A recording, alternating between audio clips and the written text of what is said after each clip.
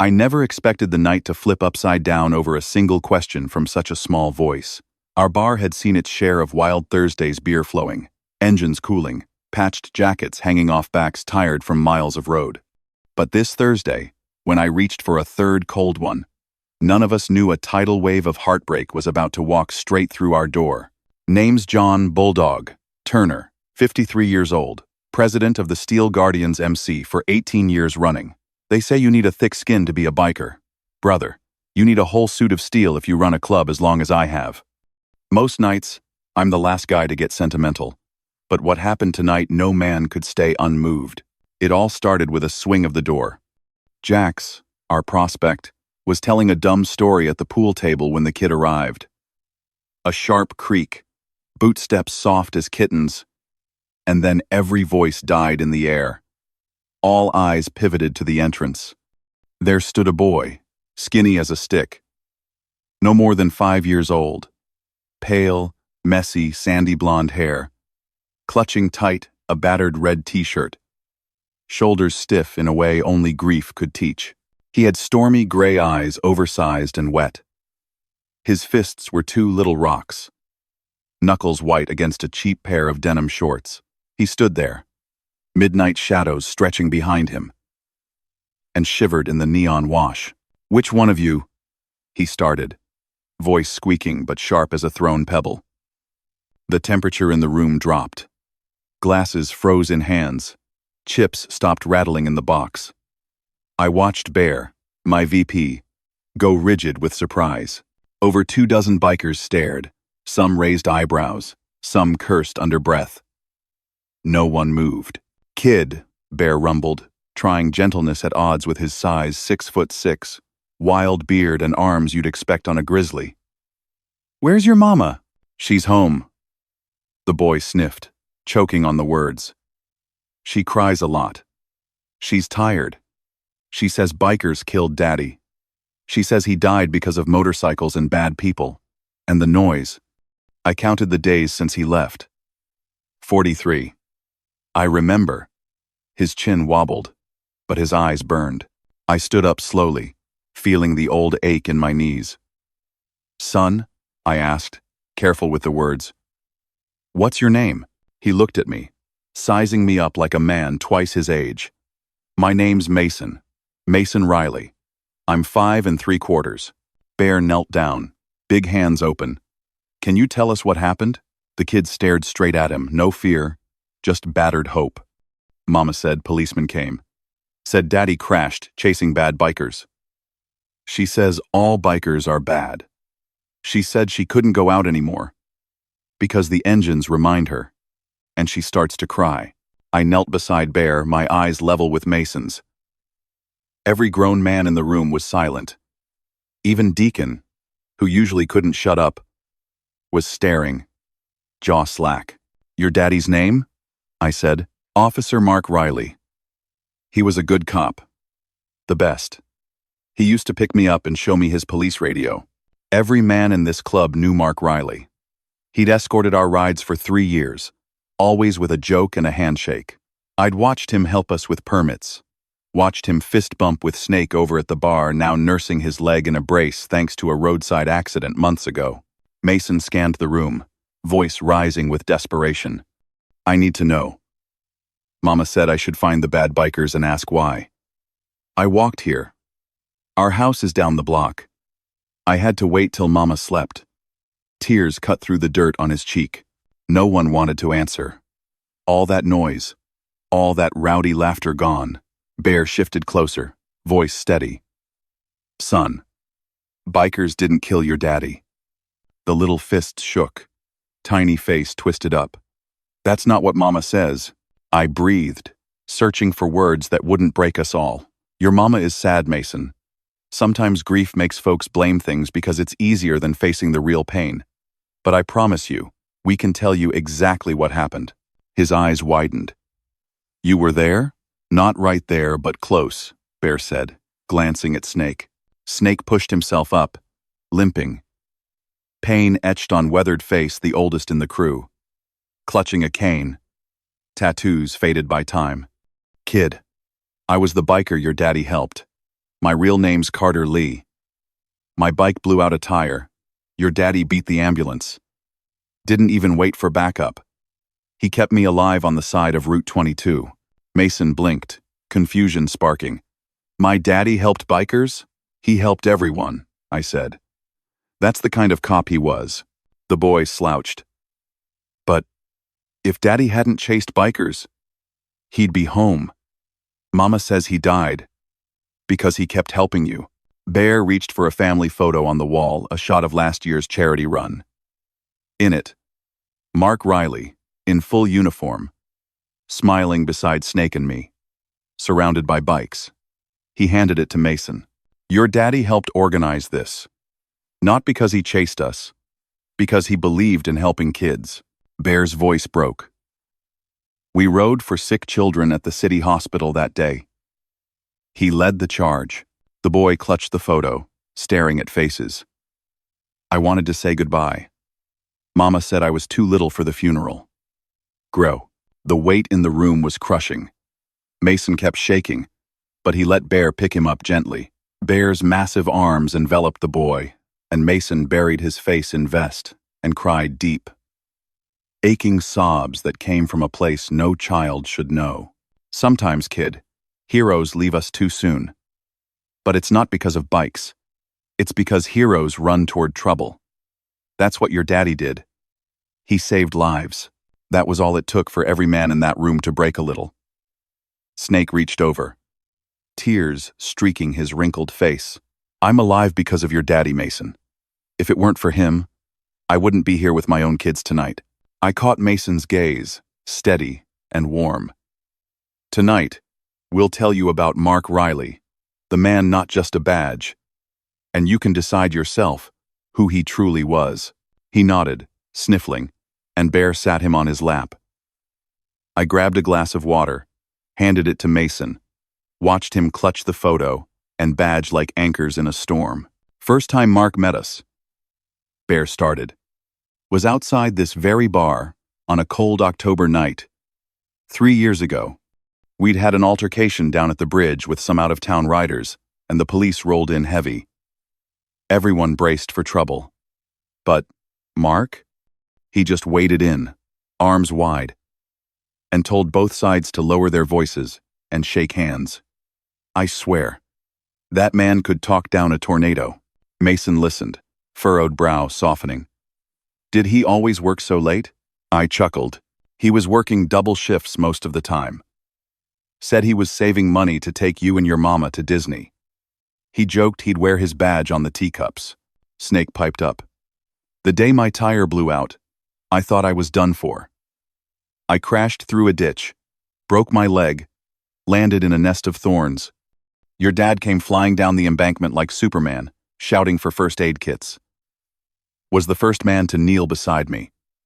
Even shouted at the ambulance crew for being slow. Mason's eyes widened.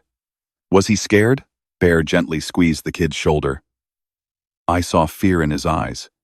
But what I remember was him fighting, shaking hands while patching wounds, staying calm when everyone else was losing it. The room relaxed a little, memories tumbling out. Deacon raised his beer. To Officer Riley. The chorus followed, but the sadness lingered. Mason, cradled against Bear, asked, if Daddy helped bikers, why did Mama say he died because of bikes?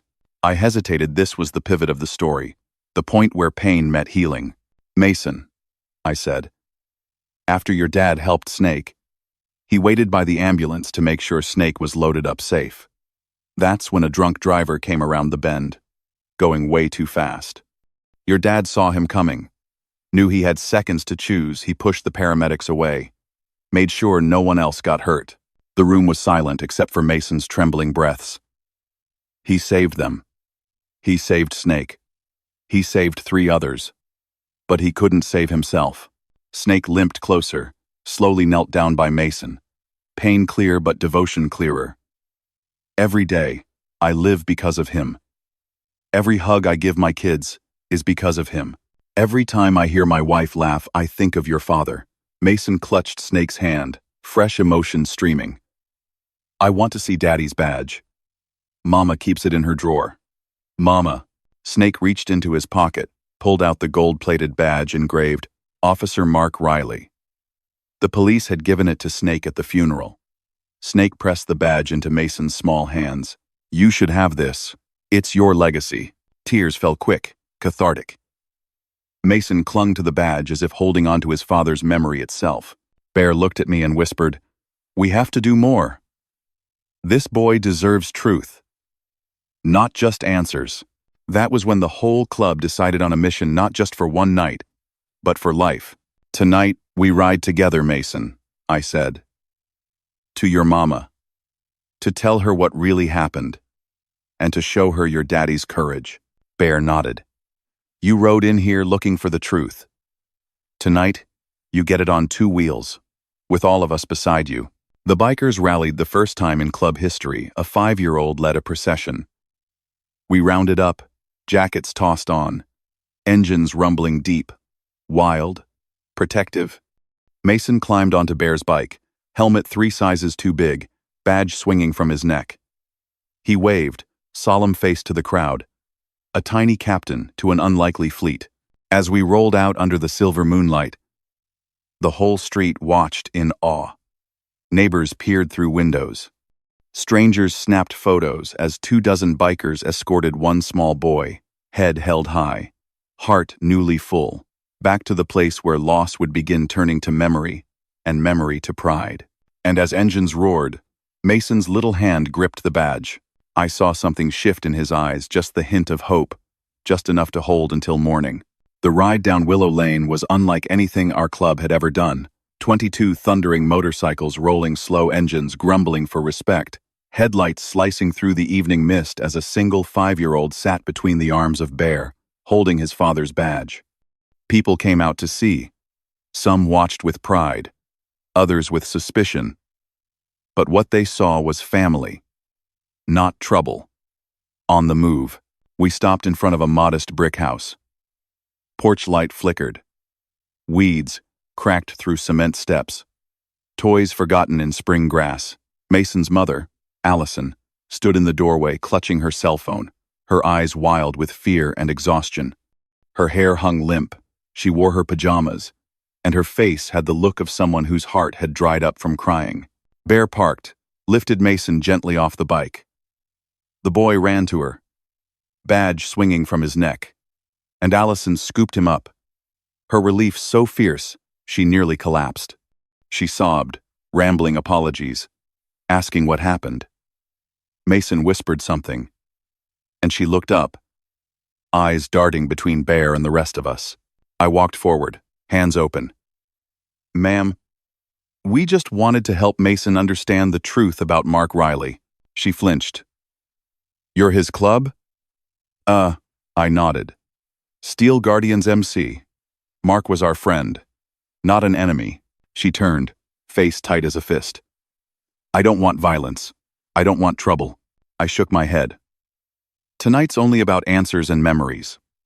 No trouble. Just the truth." Bear, with a voice so gentle no one could think him a brute, knelt on the porch. "Ma'am, we were with Mark the last day, after Snake's crash. After all the noise died down. Maybe if you let us tell you what happened, some things won't hurt so much." She hesitated, tears streaking her cheeks. Mason tugged her hand. "They said Daddy was a hero, Mama. Not a bad man. Not because of bikers." Allison drew a shaking breath, ushered us inside. The living room was cramped, decorated with photos. Mark in uniform, Mason as a toddler perched on his father's shoulders.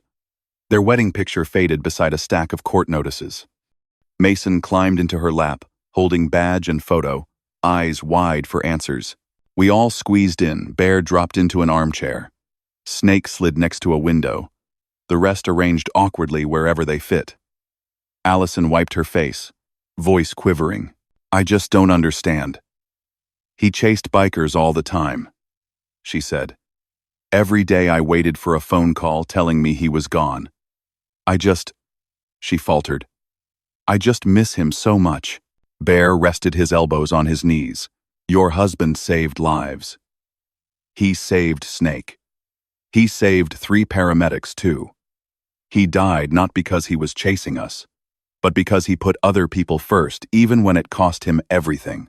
She pressed her lips. That's not what the police told me. I nodded. Sometimes, committees don't give families the stories they need. Tonight, we want you to hear it all from the men he saved and the men who ride for the memories of who he was. Deacon, always loud at the bar, was soft tonight. He raised his phone, scrolling to a video from the charity run where Mark clowned with bikers, distributed helmets to kids, cracked jokes about motorcycles as steel ponies. He handed it to Allison. She froze, hands trembling, watching her husband laugh with men she'd distrusted for years. He loved his work, ma'am, Deacon explained. But he loved you, and this boy. Snake spoke next, knuckles tight around his cane, voice rough. Mark came down that ditch for me. I saw him once stand between 2 cars during a rescue, just so no one else would get hit. Your man was the kind that makes other men proud just to shake his hand. Mason sniffled. You saw Daddy before he died? Snake nodded, choking on memory. He patched me up and handed me to an ambulance. He gave me another chance to see my wife, to kiss my daughter. Your husband gave me my life. R. Bear reached into his vest, pulled out a battered notebook. He wrote, Never leave anyone behind, especially the ones who need it most. He meant bikers. He meant paramedics. He meant you. The room was silent, but for Allison's quiet, aching weeping. I blamed you, she confessed. I blamed bikers. Because he died on his way to save one. I wanted someone to hurt when I couldn't bear hurting myself. I leaned in gently. Grief does that. Sometimes pain needs a target. But Mark never blamed anyone. He just did what he thought was right.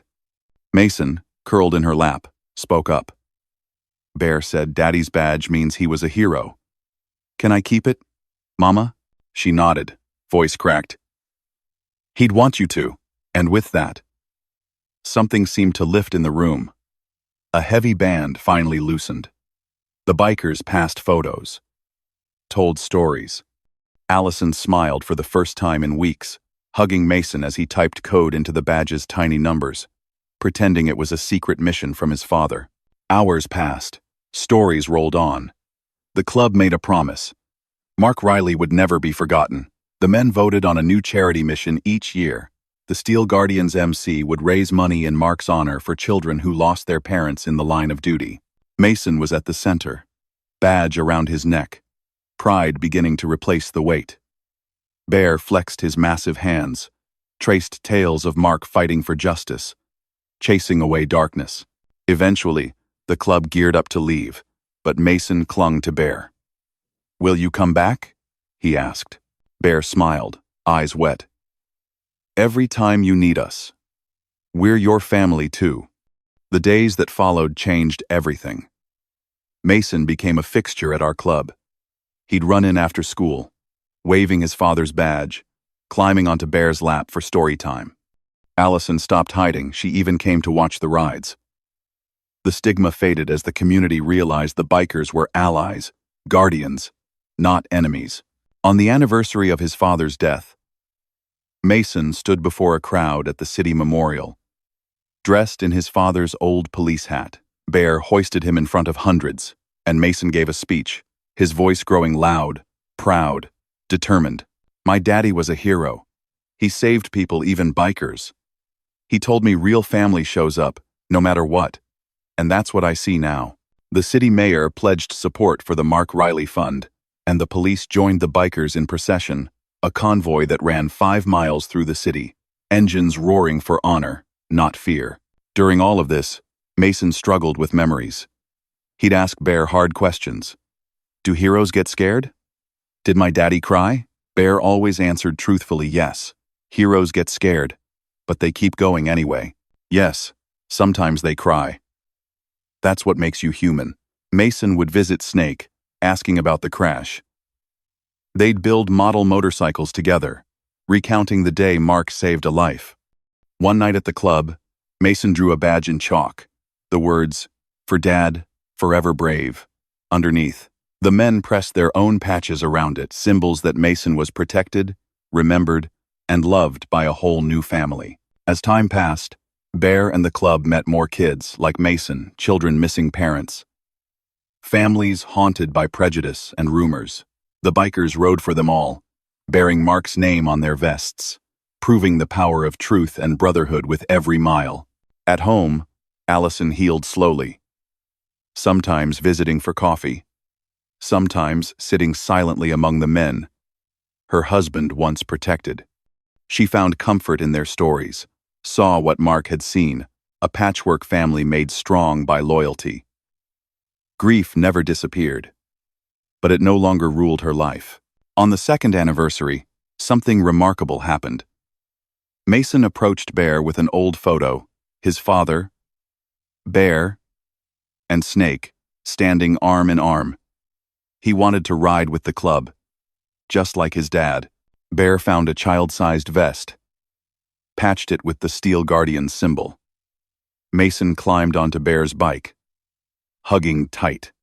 They rolled with the club, and Mason waved as neighbors cheered, no longer the boy looking for answers, but the boy who found family. As engines echoed through the evening, you could feel it, the healing power of truth rippling outward. Some club stories are about danger and loyalty. This one is about a boy's courage, a mother's pain, and a room full of bikers who refuse to let hate win. It's about choosing hope when you have every reason to hold on to anger. It's about showing up for the people who need you most, even when the world expects the worst. And above the Steel Guardian's bar, in a newly built glass frame, hangs Officer Mark Riley's badge. Underneath, a plaque reads, "Mark Riley, Father, Hero, Guardian, Never Forgotten." Every time a new member enters, Bear points to it and says, "That's why we ride. That's what it means to be family." And in the corner of every club photo, you'll spot Mason now, taller, braver, badge always shining. The living legacy of what it means to be truly protected. Because sometimes a boy's hardest question unlocks a whole brotherhood's greatest answer.